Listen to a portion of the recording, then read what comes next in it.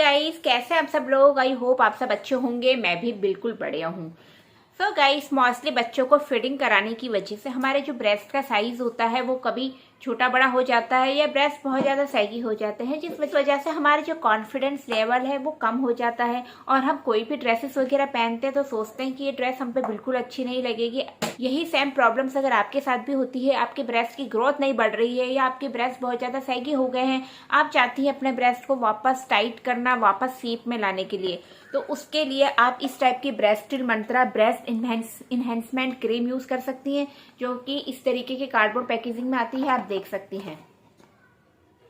और इसकी जो प्राइस वगैरह है वो काफ़ी सही है। 690 रुपीज़ इसकी प्राइस है। एक बार इसकी एक्सपायरी और मैन्युफैक्चरिंग डेट अच्छे से चेक कर लीजिए, उसके बाद ही आप लीजिए। और अंदर से ही कुछ इस तरीके के कार्डबोर्ड पैकेजिंग में है। इस तरीके की ट्यूब आती है और ये इस तरीके से लिक्विड बिल्कुल है। तो आप देख सकते हैं इस तरीके की क्रीम है।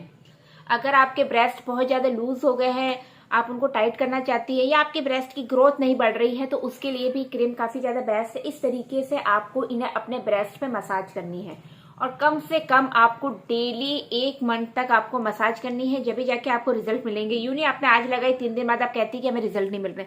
किसी भी चीज़ के रिजल्ट आपको इंस्टेंट नहीं मिलते हैं, उसके लिए आपको मेहनत करनी पड़ती है। और जब भी आप मसाज करें तो ब्लड सर्कुलेशन में इस तरीके से नीचे से ऊपर की तरफ करें, ऊपर से नीचे की तरफ आप मसाज नहीं करें, इससे आपके जो ब्रेस्ट है वो और ज़्यादा लूज हो जाएंगे। तो इस चीज़ का आप ध्यान रखें।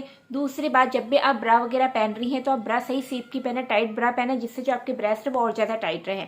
हम मोस्टली लूज ब्रा पहन लेते हैं, जो हमारा ब्रेस्ट साइज रहता है उससे हम 2 नंबर और बड़ी पहन लेते हैं, जिससे जो हमारे ब्रेस्ट हैं वो टाइट नहीं रह पाते हैं, वो और ज़्यादा लूज हो जाते हैं, उनको सही शेप नहीं मिल पाता है।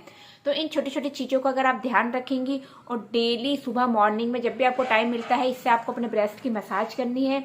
इसको मसाज करने के बाद आपको इसको धोना नहीं है, इससे आपको मसाज करनी है। हाँ, और अगर आपका बेबी छोटा है तब आप मसाज कर रही है, तब आप निपल्स को धो के बच्चे को फीड करा सकती है। नहीं तो 1 से 2 घंटे का आप गैप रखिए और फिर हल्के गीले कपड़े से पहुंचने के बाद आप बच्चे को फीड करा सकती हैं।